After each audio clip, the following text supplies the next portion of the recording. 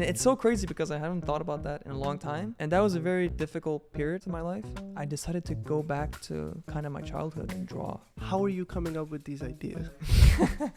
And I was like, what the hell? I couldn't believe it. How would you describe your creative journey? Constant up and down journey. So it's kind of like as if I'm low-key living the dream of my 7-year-old self. I'm trying not to have a fan moment here. Arthur, thank you for coming. We made it happen. We have a new setup now that we designed together. Shout out to you. Thank you. Thanks for having me. Is this one of your first times that you have been on like a conversation podcast type platform in a while now? Yeah, this is definitely the first time I'm ever formally on a podcast. I've had interviews in the past, but I'm really excited for this kind of format for sure. That's awesome, and I'm excited too. How would you describe your creative journey? It's been a constant up and down journey that probably started at a very young age because I kind of grew up in that environment. My dad being an artist and my mom being an architect, but I kind of let that go when I chose to go to CEGEP and university, and I decided to go into physics. And as much as I love science and I love rational thinking and pragmatic thinking, I don't think physics was for me, and so I quit that. And that was a very like difficult period, I guess, in my life. And I decided to go back to kind of my childhood and draw. And I posted on Instagram, like for a random reason. I had never posted everything or any drawing on Instagram, and this guy that I hadn't spoken to in like 5 years asked me to tattoo that drawing, and I was like, what the hell? I couldn't believe it, something I had never really shown the world, and it was already being appreciated, and that kind of gave me a lot of hope. Anyways, and the story continues with actually Angelo, which you've interviewed as well.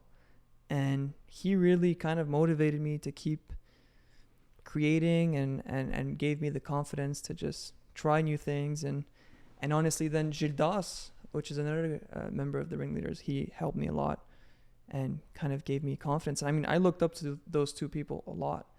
And to see that they were enjoying what I was doing kind of gave me confidence. And then couple years later, I studied design at Concordia. I just graduated actually this summer, and so now I kind of feel like I'm on a more personal journey. But yeah, it's a long personal journey. So let's go back to your days when you were studying physics. What kind of made you realize, okay, this might not be something that I want to pursue, and I want to go back to my childhood? Yeah, I think a lot of things actually kind of without my control were happening in my life at that moment. I had to move away. I moved to Montreal to do physics, and I don't know, I feel like I let away a lot of things that I had in my childhood, and that was difficult in itself.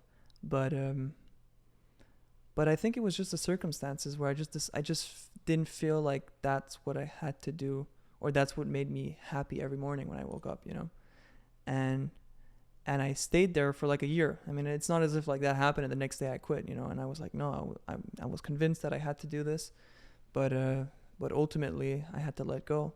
And like I was telling you earlier, actually, it had been a very difficult period in my life, but I'm really grateful that it happened because I kind of saw what I didn't want to be in.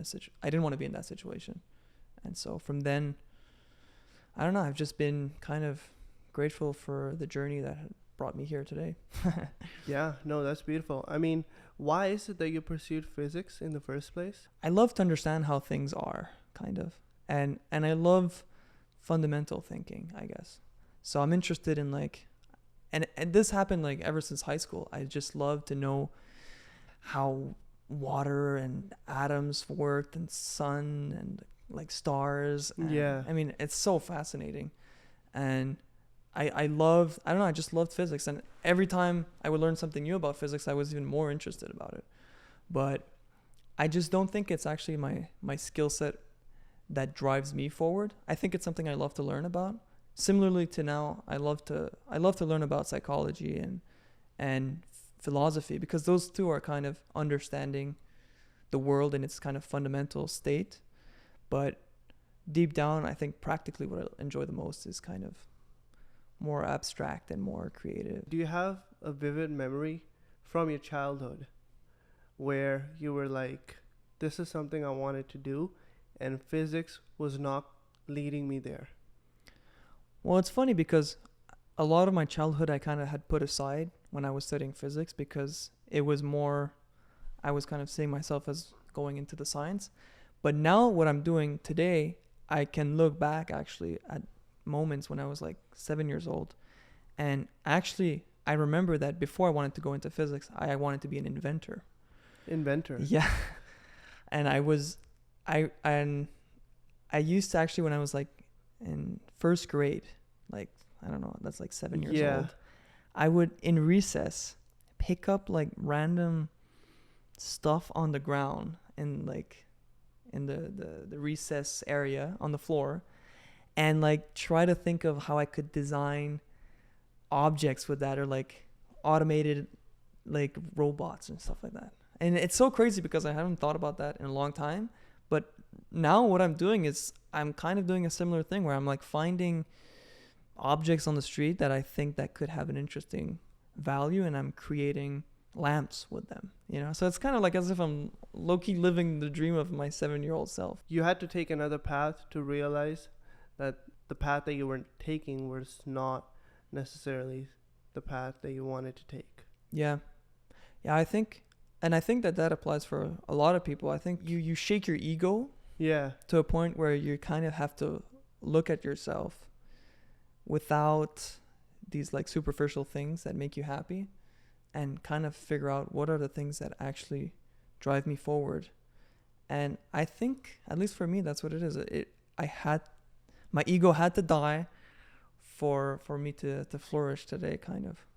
Talk about something, you mentioned you were like, I was studying physics in McGill University. That was your identity to yourself as well. And then you said that you had to go back to ground zero and sort of restart. Yeah. And build your self-identity again. So how was that like? It's almost weird to say because it's not so practical, but you kind of have to trust a intuitive part of you, which isn't rational. Like logically I should be continuing to study this field, but I had to kind of feel deep down that that wasn't what I was supposed to be doing. And I think that it does definitely help to have like a surrounding that is supportive. And that's kind of why like today a lot of things I'm interested in is like kind of inspiring others to pursue whatever they want to do. Because I mean, if it wasn't for Angelo and Gildas and my parents and my friends, I don't think I would have had the confidence to do so, because it's so irrational at that moment. And yeah, so I think that definitely, and I think that you gain so much joy by doing what you love like that. But it takes courage, because it's like you're sacrificing the known for the unknown, kind of. 100%. Wow. No, that's a fantastic way to put it.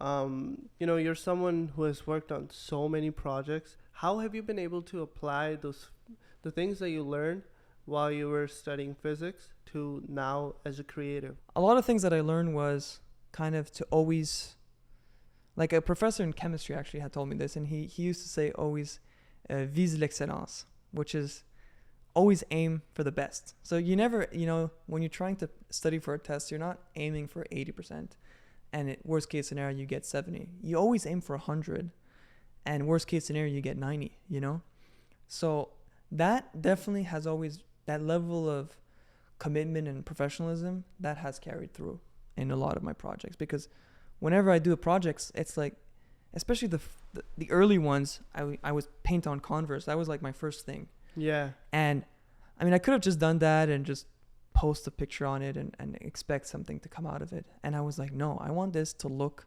exactly as if Converse had released this. And at the time I was obviously working at Off the Hook, which helped me a lot, because I was like, I'll photograph it in the studio at Off the Hook with a professional photographer, and I'll do a marketing that looks like as if it was actually Converse doing it. And that, by surprise, got me to a point where Converse, after I done 10 pairs, Converse had sent me an email. Taylor, actually, shout out. And she was like inviting me to this official Converse event. And I was like, holy shit, it's crazy. It's just a matter of like, I think you have to believe in yourself, or at least pretend to believe it yourself at the beginning, at a point that others could believe it in you as much, like. You've always been able to believe in yourself? Well, no, exactly. Like, I think if it wasn't for these early people who kind of gave me like that push, and obviously my parents for sure have been super supportive. I was able to not, my parents were never like, you need to study something to make money or to have a job that's prestigious. Like, they were like, why are you going into physics? Why do you care so much about these things if it's not what's making you happy, So that's, I've been lucky about. And again, like I said, that's something I hope to share with others for sure, Yeah. How were you, because it was one of your first projects. Mm-hmm. Or were you able to meet your vision exactly with that project? I mean, I feel like I winged it a lot, and I think that's the way to go. Like, I just had an idea. I remember I was walking, and at that point I had created that logo, which is the guy who he tattooed himself. That was my first drawing, and that's my logo, that little red little dude. And I was looking at it and I was like, yo, I could separate it in half and it would look like the Comme des Garçons Converse, and it would just be a funny joke. And I had a pair that I didn't really like as much. I was like, I'll just do that for fun.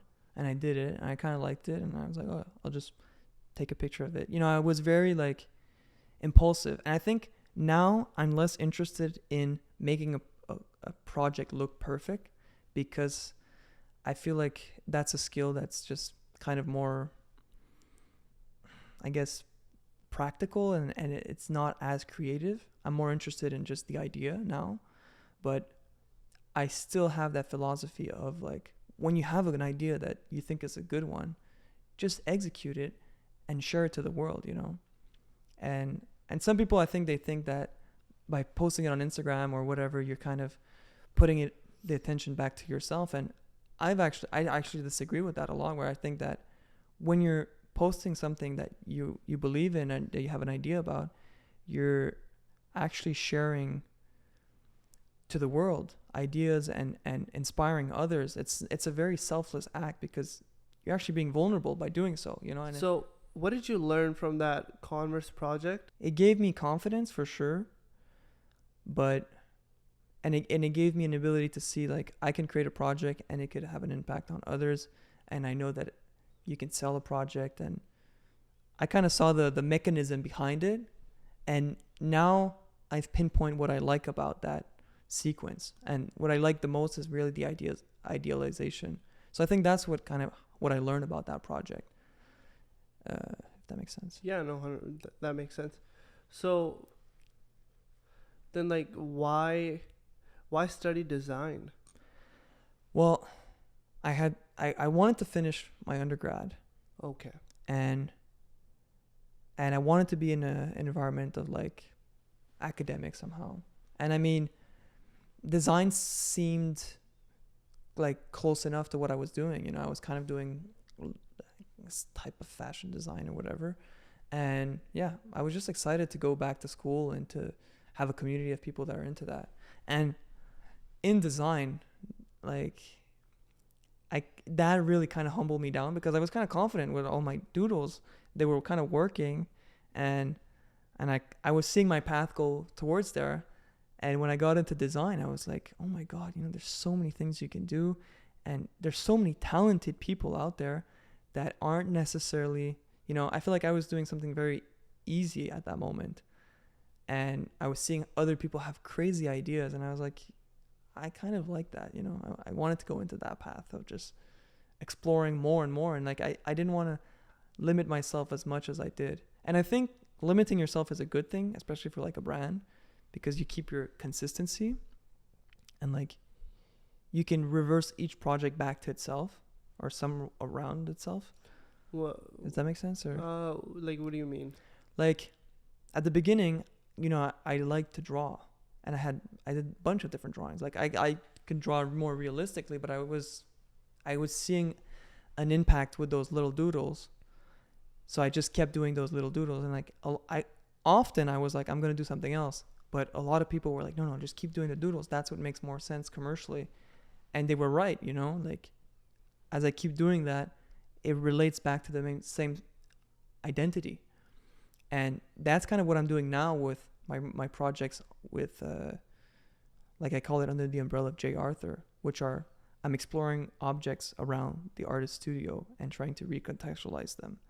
So the canvas, the easel, like colors in general, very abstract, but I'm kind of limiting the direction I can go with it, because otherwise I could do anything, and you would lose the identity, I feel. So I think it's important to kind of narrow down the spectrum of what you're trying to do. Like you, for example, your podcast is creatives starting conversations, so you're not going to start inviting IT people unless that's the idea, the identity goes towards there. But it's important to stay kind of focused on what you're doing, I think. Do you have a favorite project? I always want the next project to be my favorite project. Yeah. You're gonna go so far in life, man. Because I don't know who is this person. There's this person, like you ask them something, and they're like, oh, the next thing I do will be like my favorite thing. Yeah. Like, it's just, I don't know. No, but I think that's what everybody strives for, or at least, I don't know. I'm excited by that, because I always want to, and sometimes it's good because it drives me forward, I'm like, I could do better. But it does take away from the kind of pleasure of, I did something good and I'm happy about that. And that's enough, or at least that's good enough for now.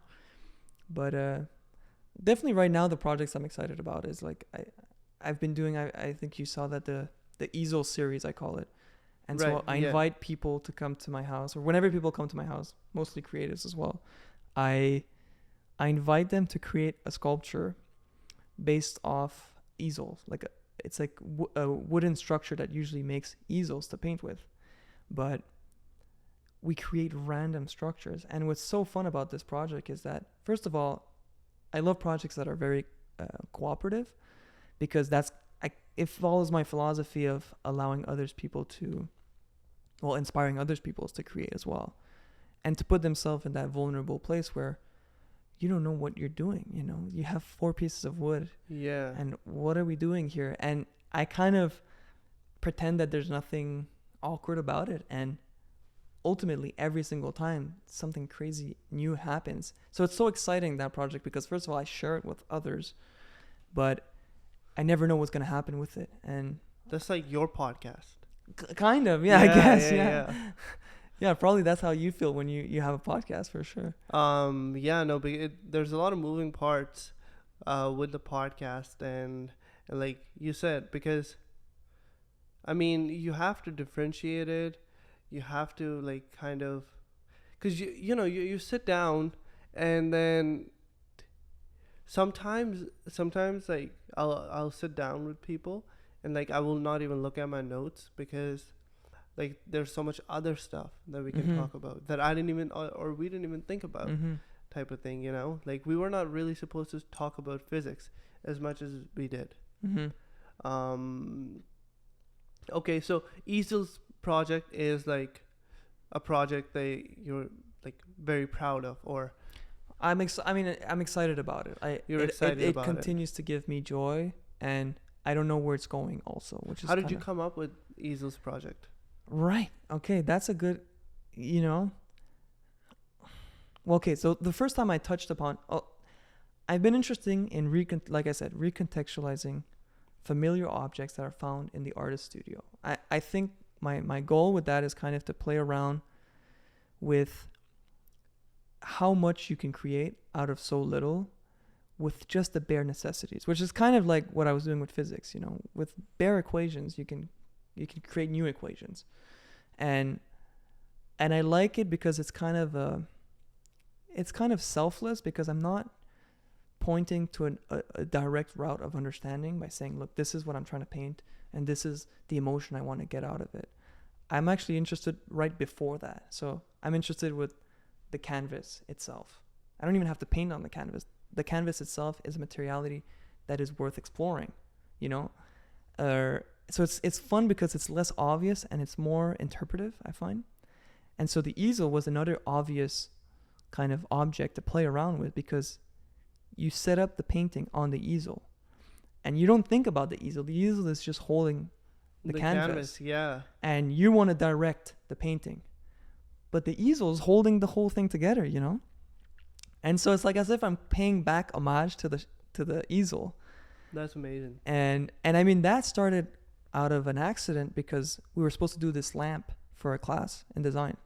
And I wanted to do something that was so like kind of much more interested about the idea of the object than its its aesthetic or its qualities, its functional qualities. I want it to be more, you look at it and it makes you think of an idea.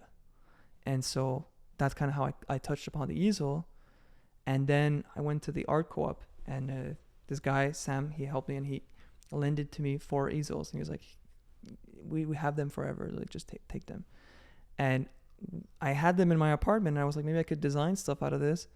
And at one point I was on a phone call and I was just playing with these pieces of wood and I just created the structure and I was like, damn, this is really kind of interesting.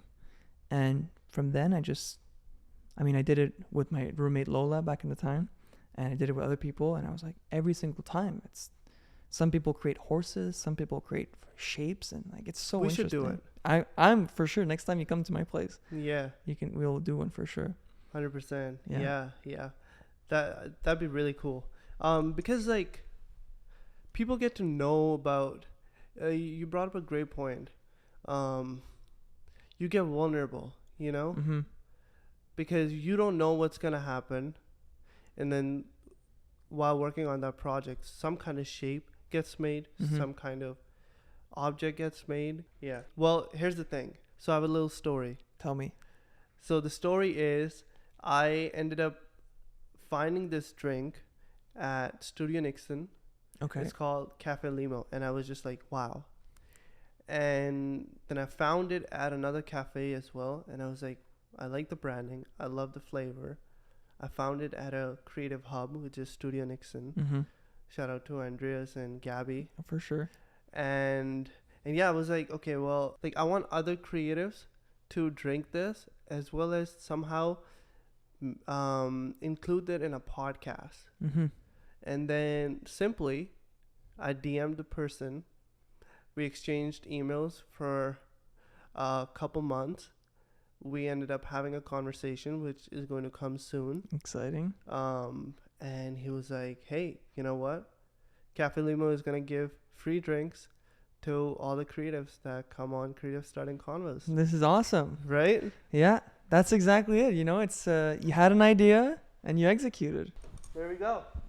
Should we cheers? Yeah, we're going to do some cheers.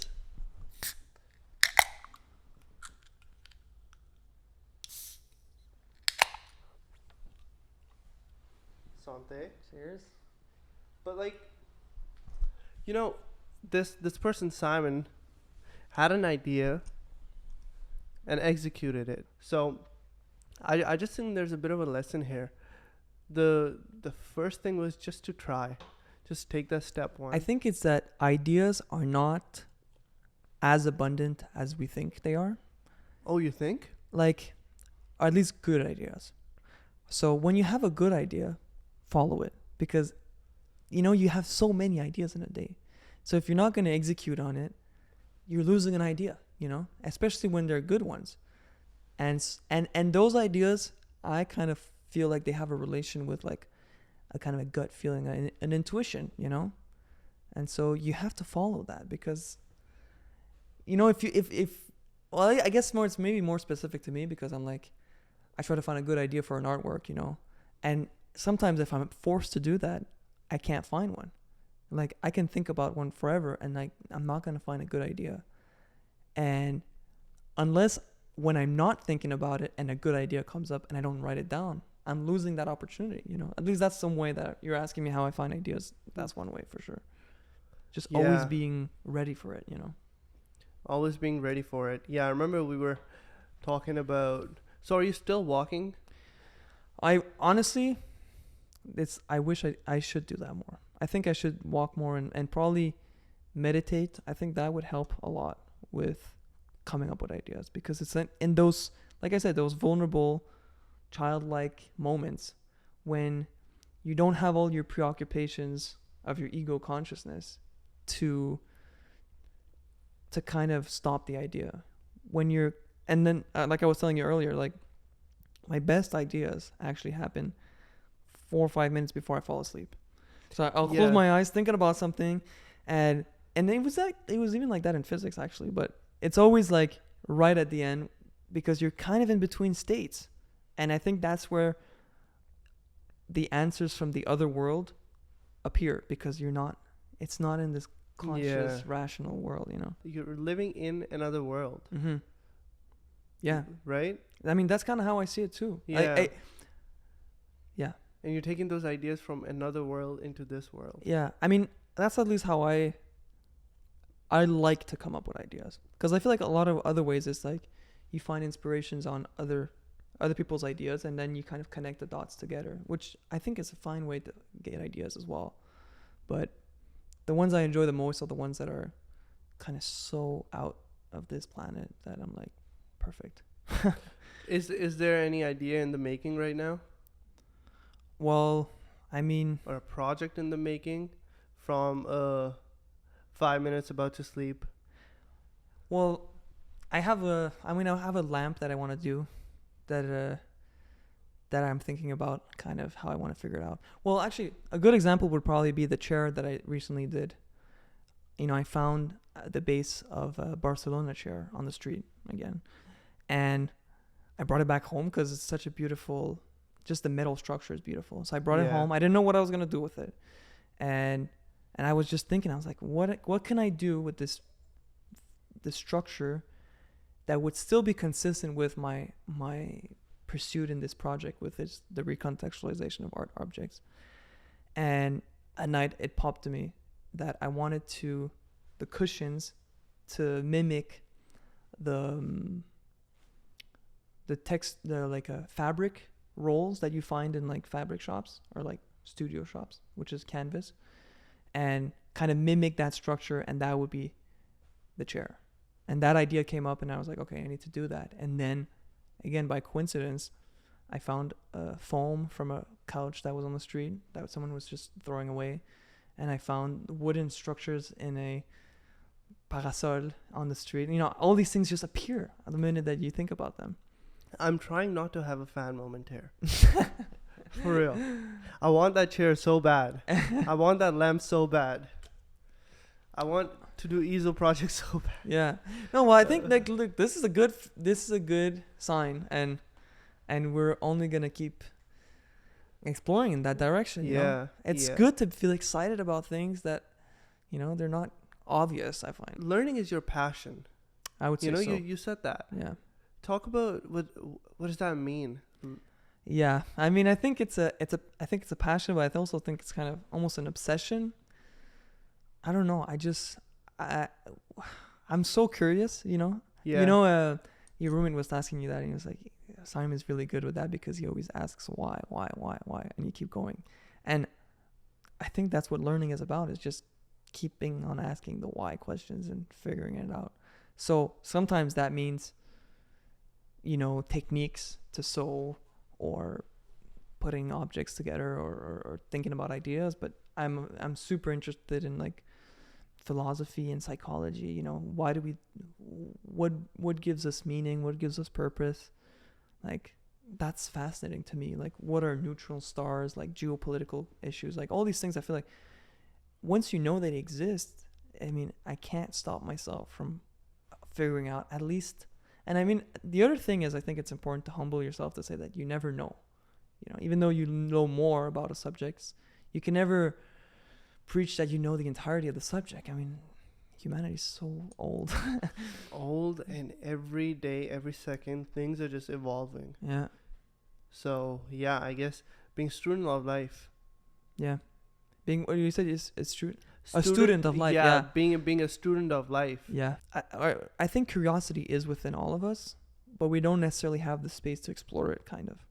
And I think that I'm really grateful that whenever we would eat dinner when I was a kid, me and my dad would finish dinner and talk for 2 hours about random things, and he would allow me to explore that and keep pushing me in that direction all the time, because he would spend his days in the studio listening to the radio, and he didn't have anybody to talk about it with, and I love talking about it.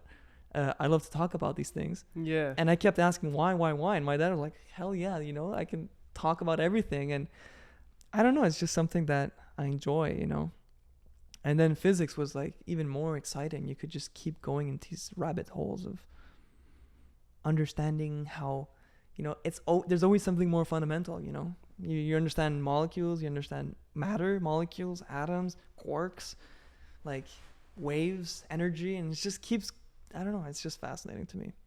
So yeah, I think I have that curiosity, but I hope that other people can also experience their curiosity, and if that's something that they want to do. I mean, I don't know. Yeah.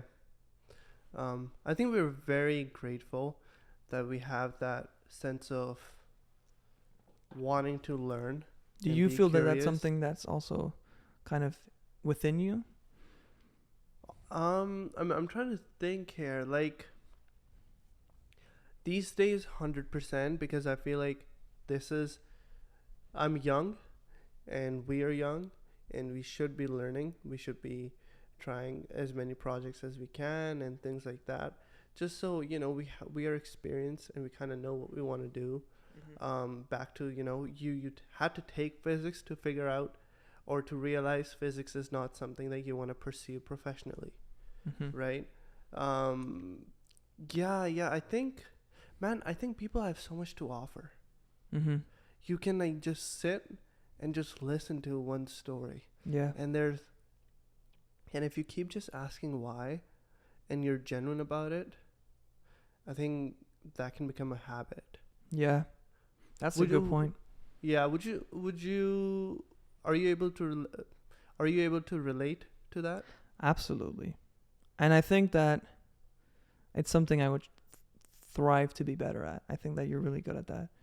But yeah, it's so important to kind of listen and just allow your perspective on a certain subject that you're curious about to be an open field, and let them guide you in that field from their perspective. And that doesn't mean that that's your perspective or anything, but that freedom of just being able to explore is I feel so liberating, Yeah.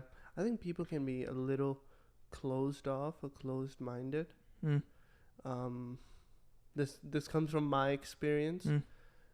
Probably sounds pretty pessimistic too, but yeah, that's just how I feel. And I think I don't even remember how I started being curious. It just happened, and I think that's the beauty of these things, because like I don't know if you can necessarily force. Yeah, I know. I think it's difficult, and that's also something I strive with through art, because art is so off the grid, in a certain sense. I mean, I'm interested with more on the grid stuff, or like more like understandable ideas, but I like completely destabilizing, uncomfortable, vulnerable, and free ideas. So to get into that spirit, it requires you to like constantly be able to challenge yourself with that. And I think that that's something that has the power. You can look at a painting and say, like, if you ask yourself those why questions with paintings, why did this person paint this? And especially when they're like revolutionary paintings, or artworks or artifacts, or regardless, it could be products too, When you look at I don't know, like some shoe collabs that you're like, what the hell? How do they think Yeah. about that? You know, and it's exciting. I don't know. Everybody had, like you say, everybody has something to offer, share. Yeah. to share. Yeah, man. Like, I know, cause even like half hour ago before we were starting this conversation, I was like, if we really like sit and think about it, every single person has a story Yeah. that is probably so entertaining, and you others can learn so much from it. You just gotta just be open minded, like you said. Yeah. Not open minded, but be an open field. Yeah. Let them guide you. Yeah. And I Yeah. think that you're right. Like, I understand why maybe that's not easy, because you kind of spend time making your field of view and your field of perspective. So to have that being shaken down is kind of like frustrating, perhaps. But I'm all for expanding the framework, expanding the perspective, even if it's perspectives that not only that I haven't explored, but I completely disagree with, because it is only when I understand where they came from at the source that I can understand their perspective. You know, if someone tried to guide me in this forest that I've never been, and I'm like, well, why am I going there? You know, I feel uncomfortable with this conversation or whatever, but you can always find the humanity in everybody, you know? Yeah. And their stories, like you say. Talking about forest, you know, something I wrote down is your childhood was in Magog, which is a forest. Kind of, yeah.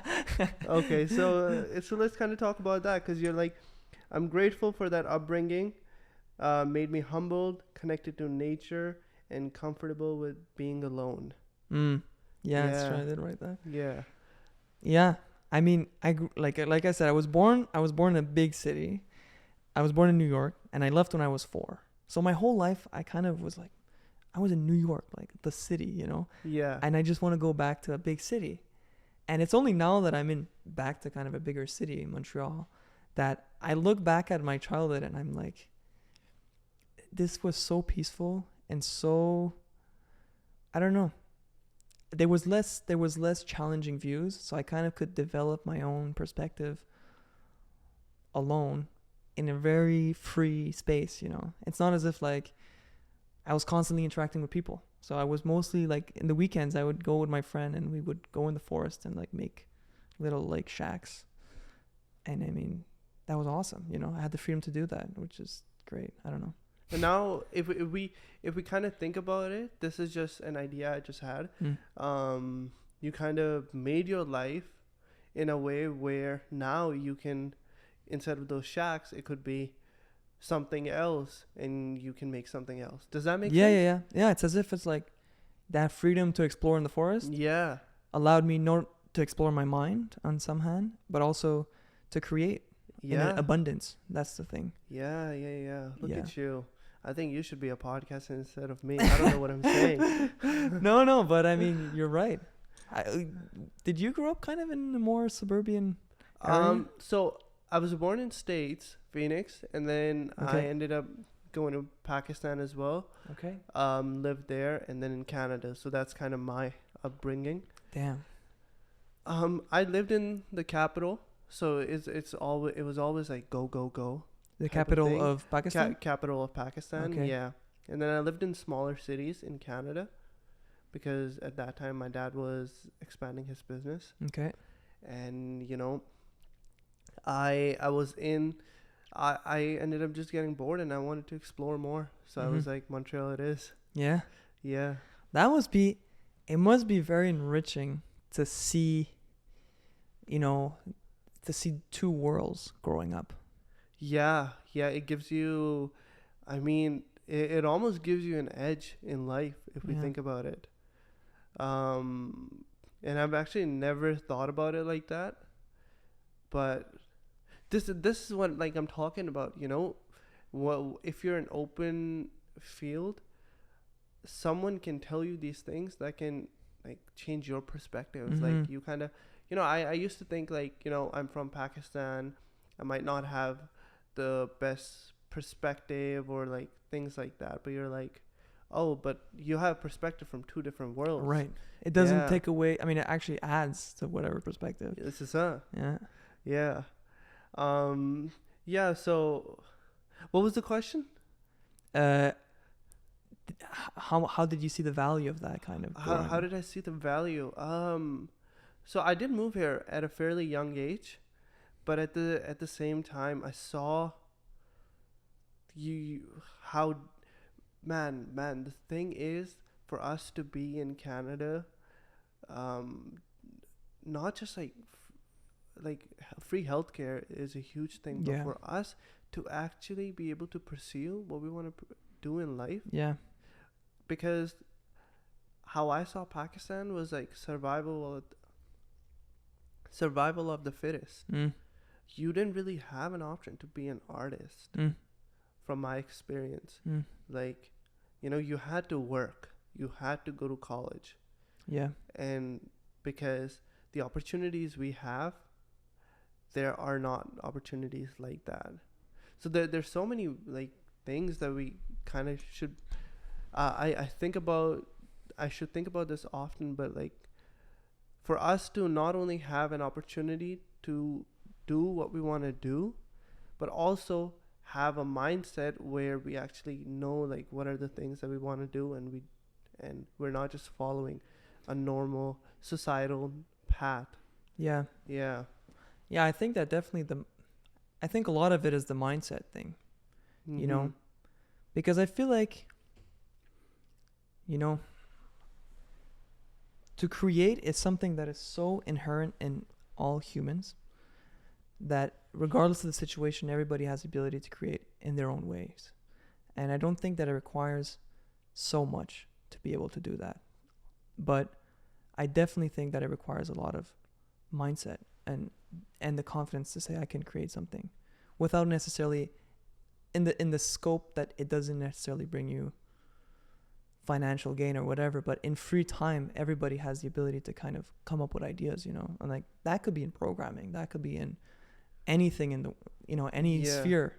But if you're passionate about something and you have that drive and that mindset, it's all about freeing up that mindset, I think. Maybe. Yeah, and that's where I guess Pakistan would be different, because we have that time. People in Pakistan don't really have that time. Mm. I don't know, because you lived in Argentina. No, but my dad lives there. Yeah, your dad isn't. Yeah. Pardon me. How is it in Argentina? Like, do you have a lot of opportunities to be a creative, to be an artist? Yeah. Well, that's the thing, like it depends of I mean, Argentina now, especially the inflation it's like the fourth worst inflation Yeah, I in heard the that. world. Yeah. So money just doesn't really have any value. And so that is such a weird concept for us in the West or whatever, in Canada, to be like, well, what if money doesn't, how do you live, Yeah. And I mean, to be honest, I don't have the biggest perspective on this because it's only my dad lives there, but Mm-hmm. it's not as if I've experienced that from hands on. But from my understanding is that when money does not have any more value, you kind of have to figure out a different way to find value. And so, and I mean, in the most extreme cases, obviously if once you're able to survive and eat and have shelter, then the idea is like you survive with your community, you survive with your friends, and you play soccer. Soccer does not cost anything. Or going, inviting your friends over and having conversations with them doesn't cost anything, Yeah. So it kind of, in the best case scenario, it just resituates your life to other ways of finding meaning than financial gain, which is something that I think is hard for people in the North, I guess, to think about, because I grew up with that too. Like everybody here that kind of wants to make money in a certain sense. Yeah. But when I saw in Argentina that you could live a very happy life and a very fulfilling life without having money as your number one priority, I mean, it's crazy, But that's not to say that if you can't have, I mean, obviously that's considering that you can have your bare necessities, you know. This is like a very deep, heartfelt conversation. You know what I'm saying? Yeah, I feel that Yeah, too. this doesn't feel like a podcast at all. Now I want to touch on your favorite tea, yerba tea. Oh, yerba mate. Yerba mate. Yeah. Are you still drinking it every night? Every day. Yeah. Every day. Yeah. Talk to me about it. Yes. It's something you're doing every single day. Well, look, this is, and I don't understand why not everybody's doing that every single day. It's amazing. It's a very traditional Argentinian / Brazil / Uruguay / Chile, but mostly Argentina and Uruguay.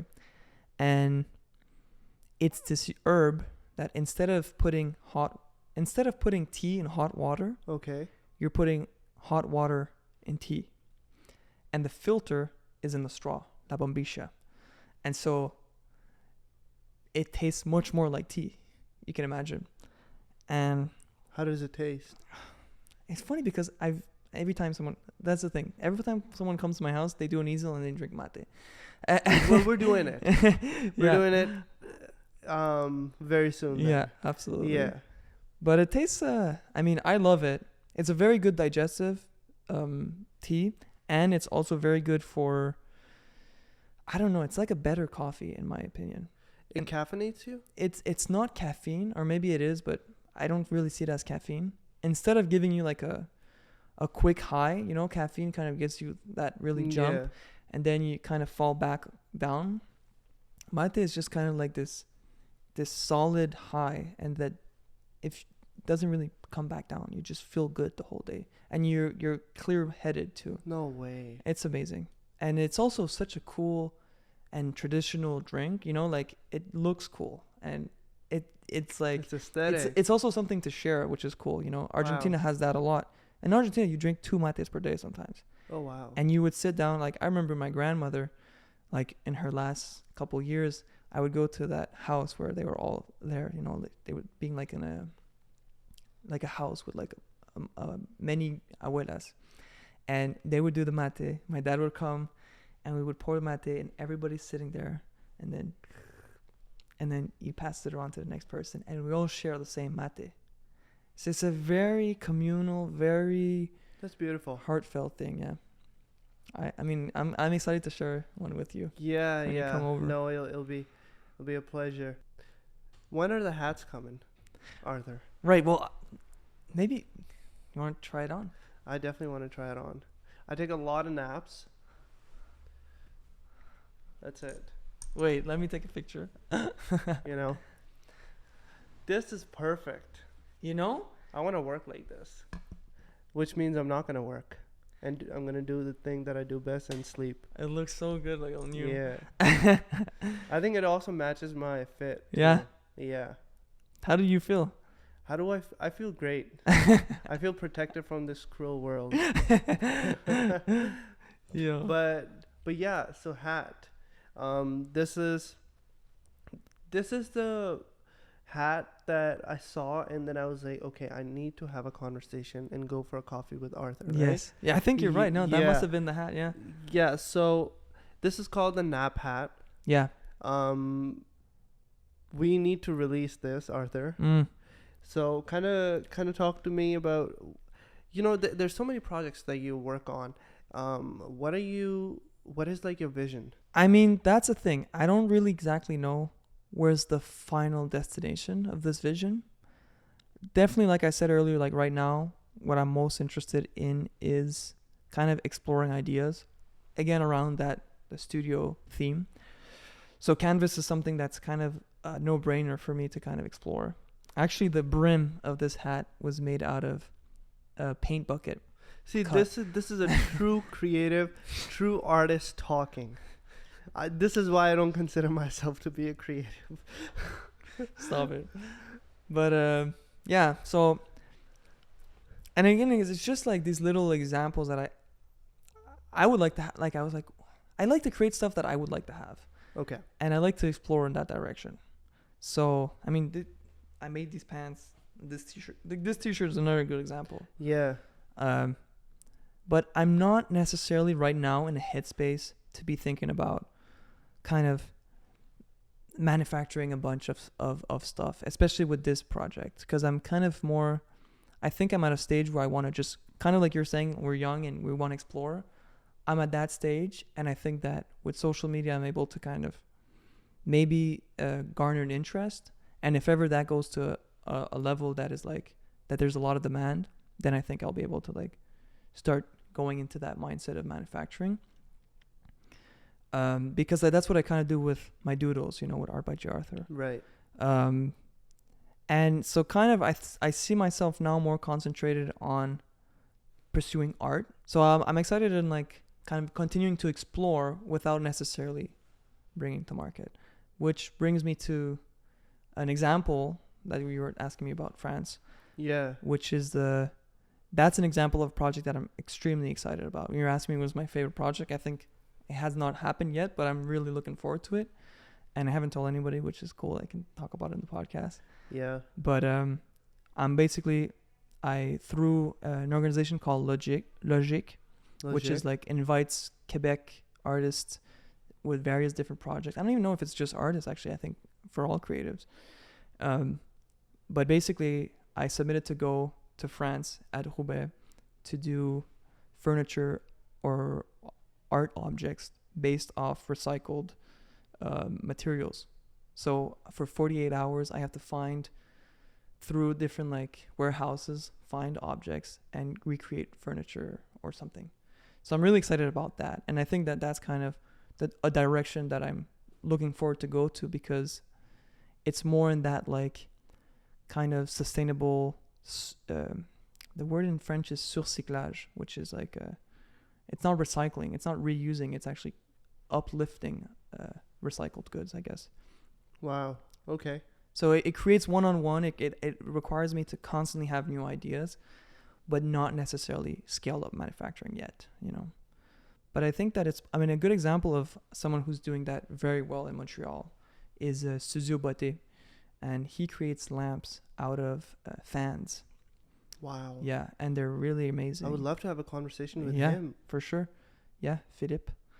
Shout out. Yeah, let's do it. But so yeah. Okay, so France, and that's cool. So your favorite project is your next project then? Yes, sir. So I guess I got my answer that I was looking for. Yeah. That's cool. How do artists get opportunities like this? Like, you're able to go to France now. Well, yeah, this is, to me, it's crazy. I've never had this experience like that. I feel like I was very lucky. Actually, it's a friend of mine, Sebas, who told me about this project. Legit. He was like, yo, man, I've heard about this project. I think it would make sense with you. And partly he knows that because I'm posting about what I'm creating. And that's why I encourage people who are creatives to post about it. And not to post because you're looking for feedback or likes or whatever, You're just posting because it's like an open portfolio, And for anybody who would be interested, they'll be able to see it, as opposed to trying to gain attention and all those things. I'm just posting it so that if anybody wanted to be inspired by that, they could. Anyways, going back to the subject, Sebas kind of told me about this project, Logic, and I just applied. And I think I was able to apply because I've been working on these things for some time, and so I was able to kind of garner some examples of things that. Your portfolio is fire. Oh, I saw it at on Art by J. Arthur. Yeah, I think I need to change the name, but yeah. Well, I forgot the name now. What's the name? I guess it should be. I think because it makes confusion the distinguish between the doodles and. Anyways, I'm trying to figure out the branding name, but yeah, it's my website basically. Yes. Yeah. Yes. That's really cool, man. You're gonna learn so much too. Yeah. And you'll be able to have conversations with so many like-minded people. Yeah. But that's I guess awesome. to answer, because I just clicked in my head now. Yeah. Sorry to interrupt. No. Like, I think the sequencing of events is kind of explore whatever you figure out what you like or what you would like to do. Try to go towards that direction. Share that process with people that you care about, and whether that be social media or even just your peers, and be open to what might come out of it, and just keep pushing in that direction. And then the opportunities are going to come towards you, because you're going to be working forward for the things that you're trying to be working on, you know?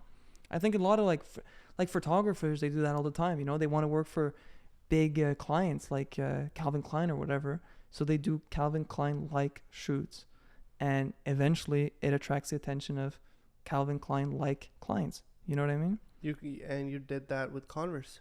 Exactly. So I think that that probably gave me the experience to do, or the experience and confidence to do that with other projects, now that I'm kind of going in another direction, let's say. But I think a lot of it is, like I said, is like having the confidence within yourself, the mindset, which is free, to pursue what you want to do and push towards that direction, just like you're doing on the podcast. And you'll see the opportunities come and follow your way, because they can see your vision through what you're doing, you know? Yeah. Does that make sense, kind of? That makes sense. That makes sense. Okay, but here's the thing. So now I get this opportunity to speak to creatives. So I was like, you know what? I'm going to implement this segment thing in this podcast thing I do, whereas it's going to be quick fire questions. And this is our first time doing it. This is my first time asking someone these questions. So let's see how I actually do it. Okay. Arthur, what brand or project do you have an eye on recently? Well, it's kind of disconnected to what we've been talking about, but I think that the Dime and Canadian Montreal is a crazy collab. I mean, to me, the Montreal Canadiens is like the Yankees. Yeah, but for us. And that logo had to be recontextualized and had to be brought up in the streetwear art world. So I am really happy that that's coming together. I think that's awesome. Yeah, and Maxwell Newbacker, his the pictures, homie. Yeah, the homie. His work, like,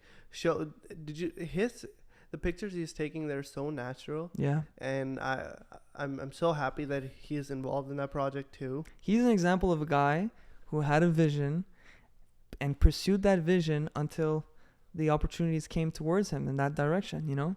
Yeah, he did. I remember when we had that conversation, it was like 5 years he didn't make any money. Yeah. No, he's been hustling, man. Yeah, going at it. Yeah. Okay.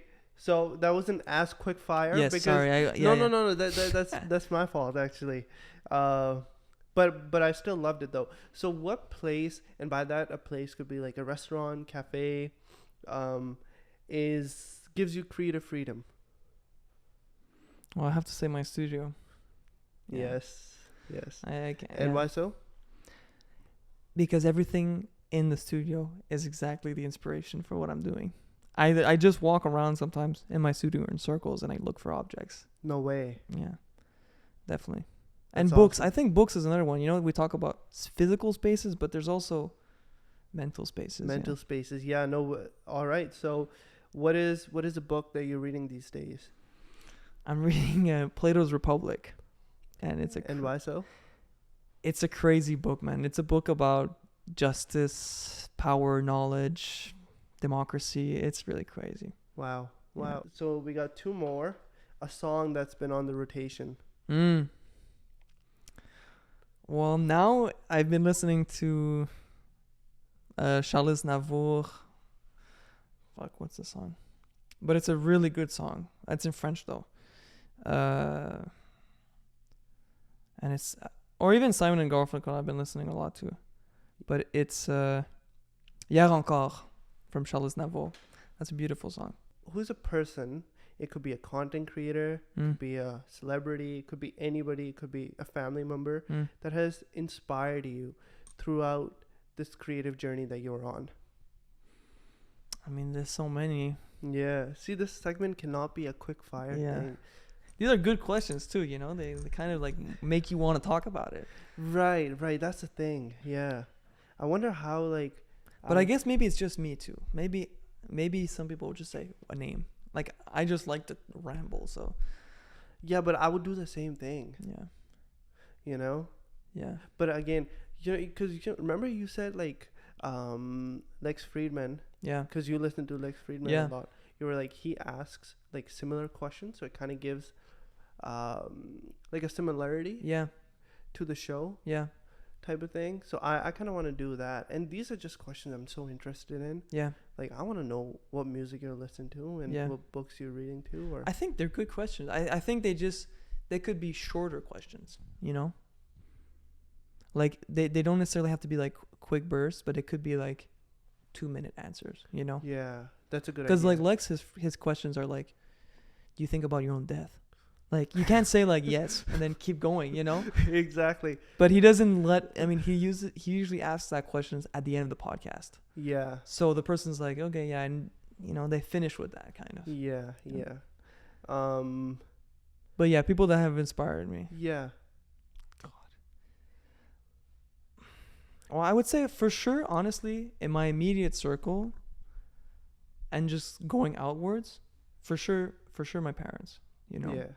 And then honestly, Angelo, for Yeah. sure. And Gildas and Zach. Zach helped me a lot actually in my career as well. Zach who?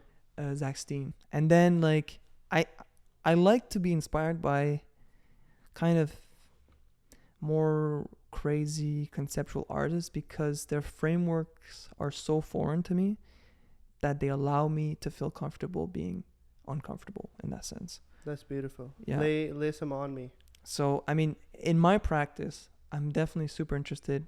And this is also kind of cliche, but like Duchamp for sure. Okay. And then Bierce. I really like Bierce as well. I've been reading him a lot. Ai Weiwei for sure. Yoko Ono. Look at that. No. Bruce Newman for sure. Those are for sure like my top artists that I like. How would you say Angelo? Because Angelo, I don't know, it's just someone you look up to. I also know Angelo since I'm like 12. Yeah, that's So true. I've been looking up to him, you know? And so for him to kind of trust the vision and also follow a crazy dream so eloquently, you know? I mean, it's pretty absurd what he's doing if you think about it. You know? And getting us to fly to Iceland to play soccer, allowing us to play during a rave. Like these are ideas that come from another world.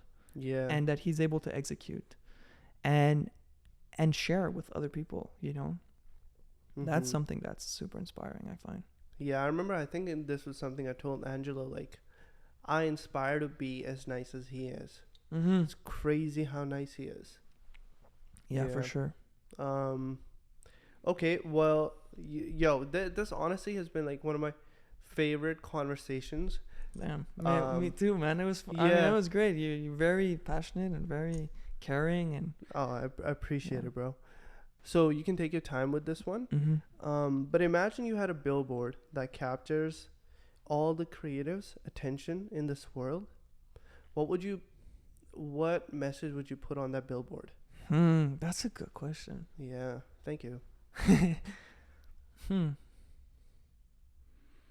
But like you can totally take time. First of all, about being humble, which is, you know, when you talk about Angelo, that's a quality that you give him early on, and I think that that's a very important quality for all creatives, because you get a lot of power by being creative, and especially if you're a successful creative, and that might lead you to feel overly confident about things and make you forget that at the first and foremost you're a human being, you know. So that's definitely, I think, something that's super important. And then I think it would be to be more comfortable taking risks and being vulnerable in doing so, especially when you think you're doing the right thing or when you strive to be doing the right thing. Like when I think about Lex Friedman, you know, he knows that there needs to be a space in the podcasting world that is politically unbiased and that tackles very important questions, and he took the responsibility humbly to do so. And I think that is something that is extremely admirable. And yeah, I guess those two things: be humble and be. But What is that one message you would put? Yeah. I mean, that's the thing. I feel like I'm not very good at like a good phrase, but it's something around the lines of being humble and being And taking risks? taking responsibility while being vulnerable and taking risks, Mm-hmm. and exploring things that you don't think about. I don't know. Okay. Does that make sense? Yeah, that makes sense. Is there an example of like where you were exploring things that you were not thinking about? At one point, this clicked in my head where I had been used to putting myself in certain boxes. I was like, I'm the guy who does this, and I don't like these things, and I like these things. And whenever something was outside of my box, I would say, I'm not the kind of person who does that or explores these ideas. So I would just not go. Like growing up, I was better in math and not so much in writing. So I would never read books because I was like, I'm not the guy who reads books. And at one point I realized that by thinking this way, I was literally enclosing myself into a box that doesn't exist, that I just imagined for no reason. And so I think if the message is kind of, don't do that to yourself. You have the freedom, take it and live it. And it's not, everybody can do this, So that's what I mean by exploring ideas that you're not used to exploring, because you can, That totally makes sense. Yeah. I don't think you could have put it in a better way. Yeah. Well, maybe, yeah. Yeah. But Arthur, thank you for the conversation, man. Bro. This is us doing our handshake. You should be listening on, or you should be watching the conversation, so you can see the handshake we just did. But yeah, man, if other creatives want to start a conversation with you, what are some of the easiest ways? I guess just sending me a DM probably on j._Arthur. That might be the best way, or send me an email, which you'll find if you go on my Instagram. Yeah, I guess my Instagram would be the best way. I'm gonna put that in the description. Yeah, that's it. Yeah. Thanks for coming. The camera died. Thank you so much. Thank you so much for having me, man. Really appreciate this, and I love what you're doing, and I just power to you to keep going. Truly means the world, man. Seriously. And I love what you're doing too. Yeah.